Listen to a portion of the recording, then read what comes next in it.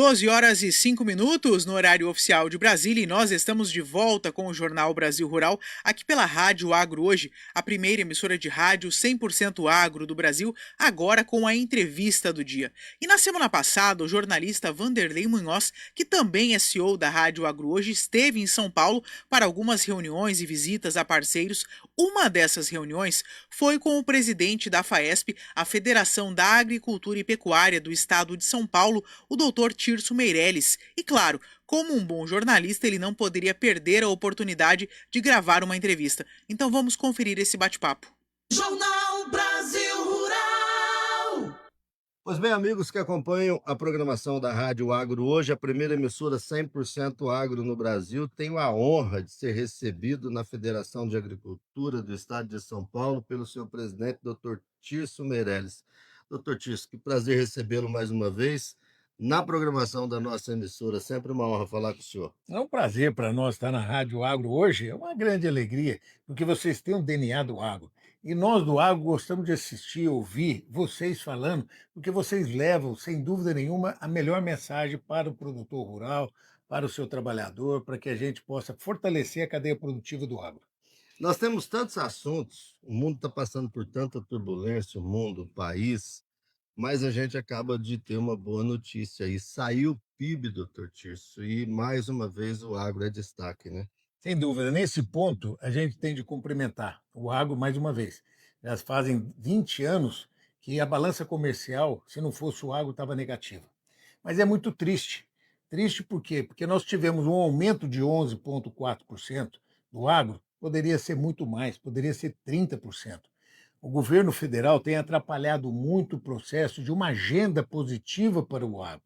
Então, quando você pega e verifica o Ministério da Agricultura não preocupado com o Plano Safra tão fundamental para nós, hoje praticamente em torno de 25% do Plano Safra não foi executado.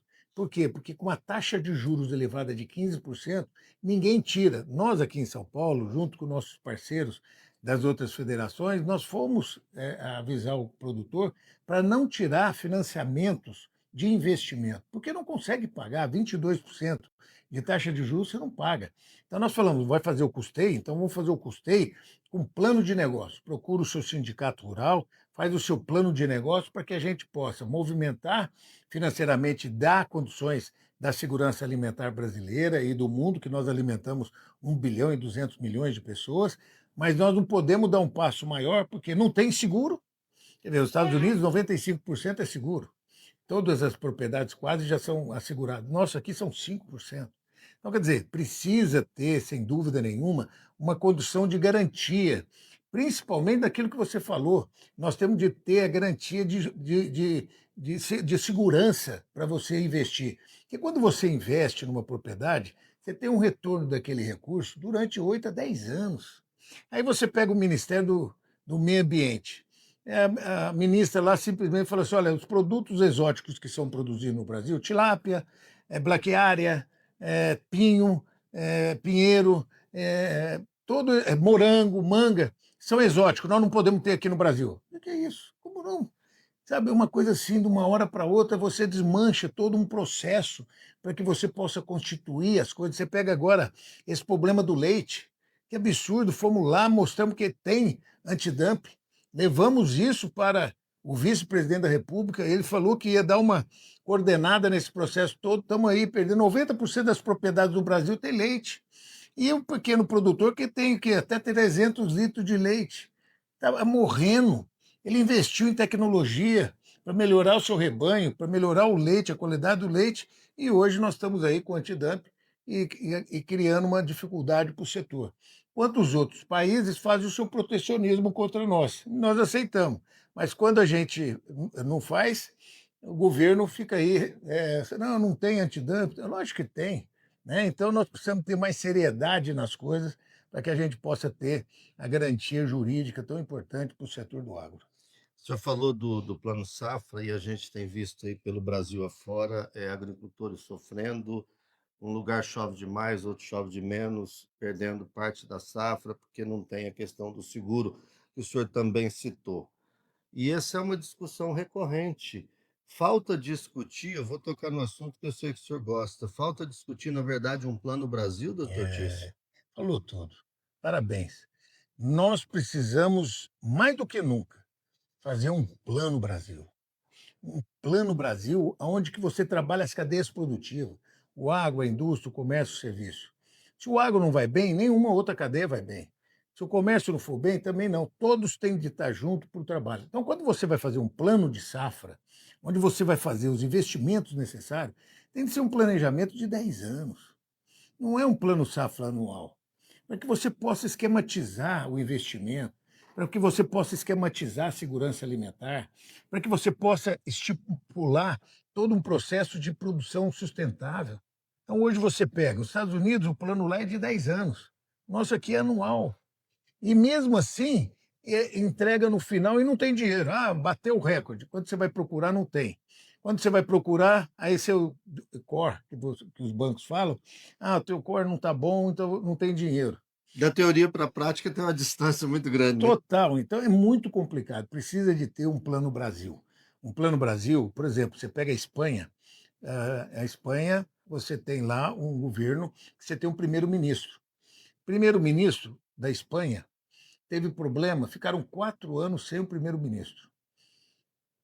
E a Espanha andou naturalmente, porque tem um planejamento, tem um projeto de país. Você pega, por exemplo, a Coreia do Sul. Há 15 anos atrás, Coreia do Sul e Brasil tinham o mesmo produto interno bruto. Hoje a Coreia tem 10 vezes mais o produto interno bruto nosso.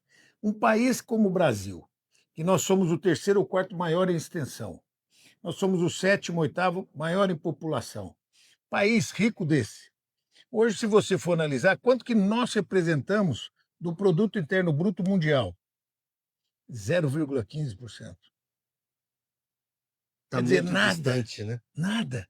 Então, quer dizer, nós poderíamos trazer riqueza para esse país, dar realmente. Você pega hoje, lá no Mato Grosso, nosso querido Mato Grosso, Mato Grosso do Sul, os estados que são fortes em água, você vê o IDH das cidades, como cresceram, sabe? É algo extraordinário, demonstra, mas não, o governo quer trabalhar contra o processo do agro, do desenvolvimento, das pequenas agroindústrias, criar, agregar valor no processo para que a gente possa criar uma sociedade forte, econômica, do pequeno e médio produtor.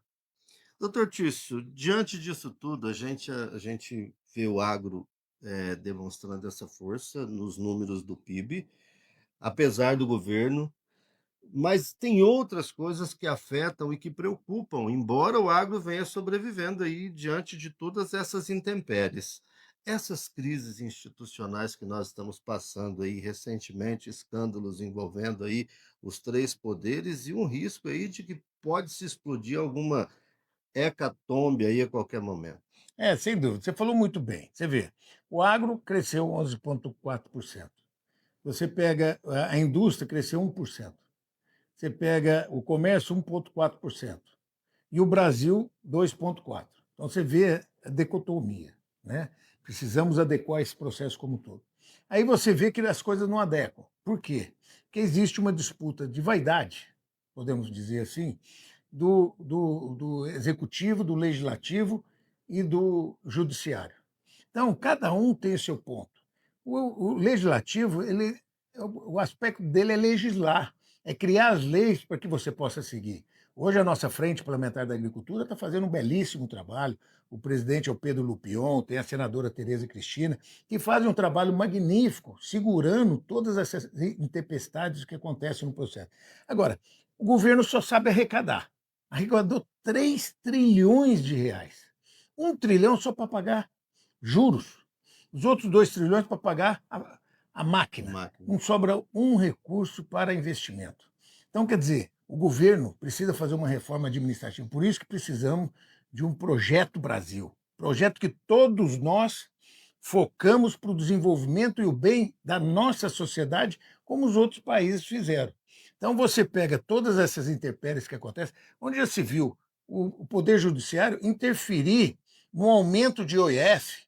IOF é uma ferramenta que o governo tem monetário para adequar 0,5% ali, 1% ali, para que você possa criar uma política monetária mais garantida.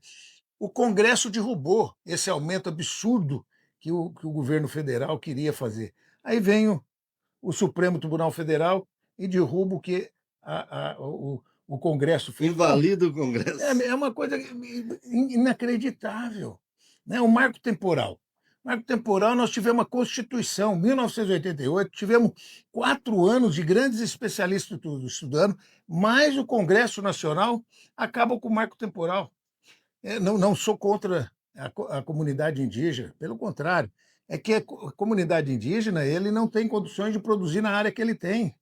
E aí fica aquele problema todo lá, que vão desmatar tal, e põe a culpa no produtor rural. O produtor rural hoje tirar uma árvore, ele vai preso, porque passa o satélite, vê lá, vai preso, paga uma multa violenta. Então nós, o homem do campo, o produtor rural é o maior ecologista que existe nesse país. Porque uma propriedade sem água e sem floresta não vale nada. Não produz. Não produz. Então nós temos de ter a sustentação. Então, sem dúvida nenhuma, esses problemas aí do Banco Master, esse problema absurdo de tirar o dinheiro dos aposentados, e vira tudo pizza.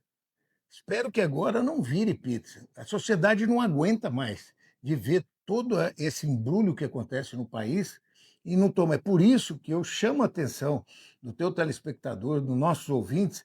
Esse ano, você que está nos ouvindo, você é responsável para o bem do nosso país. Então escolha os seus candidatos que realmente pensam no país, num projeto país, numa pessoa que pensa no bem estar da sociedade, na produção, e não da forma que está aí, onde a irresponsabilidade é total, gastando o que nós estamos com. De tudo que nós produzimos, é chamado Produto Interno Bruto. 78,6% já está comprometido em dívida. Então, quer dizer, o país do futuro, a gente não consegue sair do presente. E ainda tem que discutir, vou tocar num outro assunto aí que eu sei que o senhor está debatendo e está muito preocupado, escala 6x1. Então, é outro ponto. Eu pergunto para todos que estão aqui: o país precisa crescer. O país precisa crescer, precisa trabalhar. Você pega os Estados Unidos, o percentual dele de trabalho é 44 horas. Ele, em 15 anos, ele diminuiu 4 horas, mas permaneceu o teto de 44. Aqui no Brasil, eles querem sair de 44 para 40. Desses 40 por um decreto, simplesmente da noite para o dia. Na pandemia, para você ter uma ideia, nós perdemos na pandemia 3,5% do produto interno bruto, que é uma fábula. Se nós fizermos isso, nós vamos perder 13% em um ano. Em um ano. E vai aumentar o custo de tudo. Então, aquilo que eu vou ter de aumentar de mão de obra, dos custos de produção, vai passar para quem? O alimento. E quem vai pagar isso? A classe mais carente. Então, quer dizer, é uma política eleitoral que não justifica, nesse momento, fazer isso.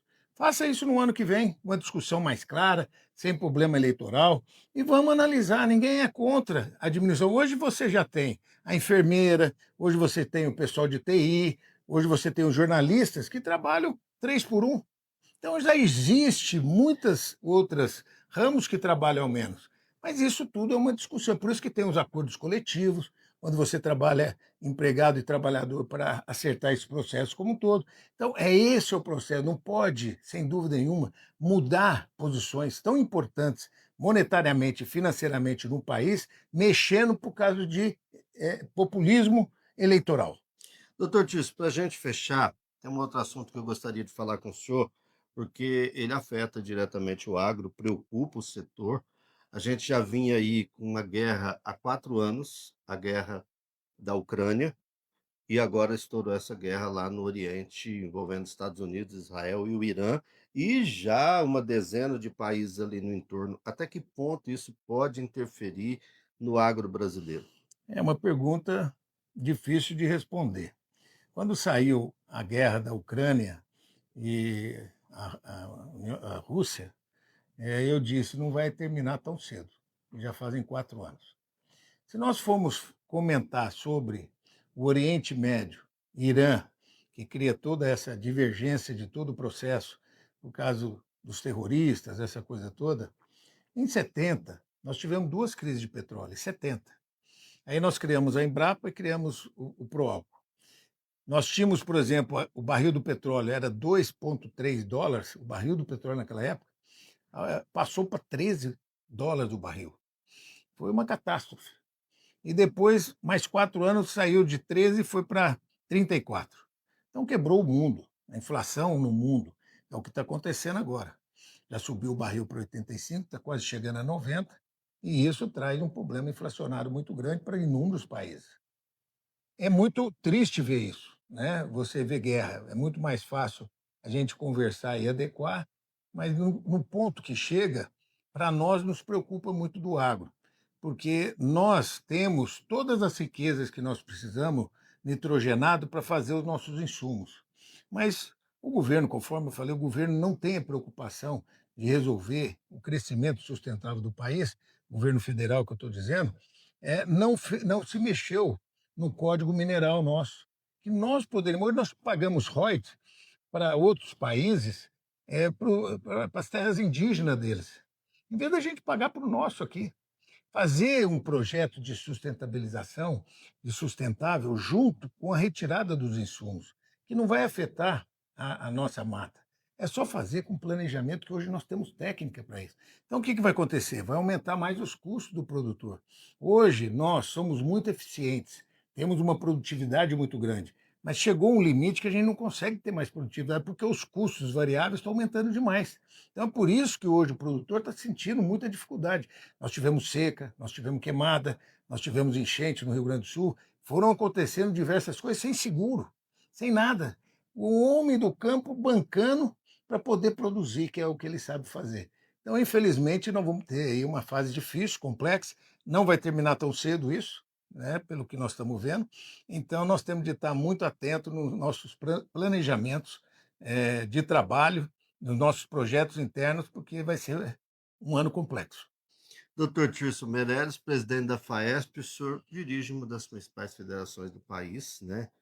Há muitos anos conhece o setor, vive o setor realmente. Para a gente fechar, com todas essas crises, com ausência de governo federal, com guerra lá fora, com instabilidade jurídica, mas o agro sobrevive, porque ele é resiliente, né? Ele passou por uma pandemia sem parar e tem uma história, uma trajetória que demonstra tudo isso. O que nós podemos vislumbrar do agro brasileiro, doutor Tirso, pelo menos na próxima década? Eu vejo o seguinte: o Brasil, ele tem aquela brincadeira que o Papa anterior falava, né, que o Papa é argentino, né, mas Deus é brasileiro, né? Essa é uma realidade. Nós temos aí 3 safras por ano, né? Temos nossas deficiências de infraestrutura, que é outro ponto, né? Você viu lá em Santarém, aquela invasão lá, tudo montada para que realmente baixe o custo do alimento. Na realidade, foi isso que aconteceu, e prova é que a empresa que foi afetada está jogando milhões de dólares num país vizinho para produzir cacau, que ele ia fazer lá. Então, você vê o prejuízo que o país está tendo. Então, são momentos muito difíceis, mas eu sou muito positivo. Por quê? Porque o mundo não tem alimento. Não tem, o mundo não tem alimento. Nós protegemos 66% das nossas florestas. 30% desses 60% é do produtor rural. Se você monetizar isso, dá $1 trilhão. Que nós fazemos para o bem do mundo. Então, o que acontece? O Brasil tem condições de produzir muito. E o mundo vai precisar desses produtos nossos. Então, eu vejo uma solução, está tendo um aumento habitacional mundial, né? Você põe aí em torno de 2% ao ano, você vê quanto que dá.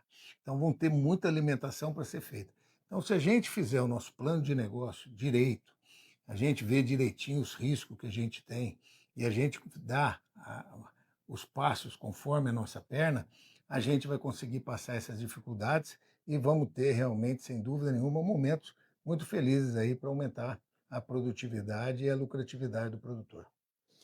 Tive a honra de ser recebido pelo presidente da FAESP aqui na sede da Federação da Agricultura em São Paulo, doutor Tirso, sempre uma alegria Uma honra, um recebê-lo. privilégio. Obrigado, Você é viu? uma referência nacional pelo belíssimo trabalho que você faz, levando essas informações ao produtor e à produtora rural e também à sociedade urbana que precisa conhecer todos esses trabalhos. Eu que agradeço a tua visita, a casa aqui sempre será sua. Obrigado.